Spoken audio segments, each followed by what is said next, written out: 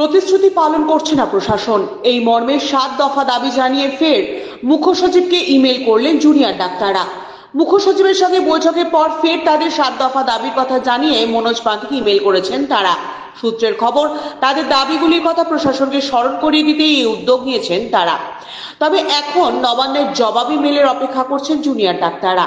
আরজি করের ঘটনার 42 দিনের অবস্থানের পর গত শনিবার থেকে জরুরি পরিষেবা দেওয়া চালু করেছিলেন জুনিয়র ডাক্তাররা। কালীঘাটে মুখ্যমন্ত্রী মমতা বন্দ্যোপাধ্যায়ের বাড়িতে বৈঠকের পর গত 18 সেপ্টেম্বর নবান্নে মুখ্য সচিব পান্থের সঙ্গে জুনিয়র ডাক্তারদের বৈঠক হয়।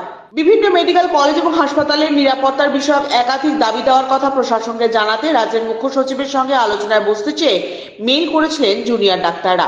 ওই বৈঠকে 15টি বিষয়ে দুপক্ষ সহমত হয়েছে বলে জুনিয়র ডাক্তারদের একটি সূত্র মারফত জানা গিয়েছিল।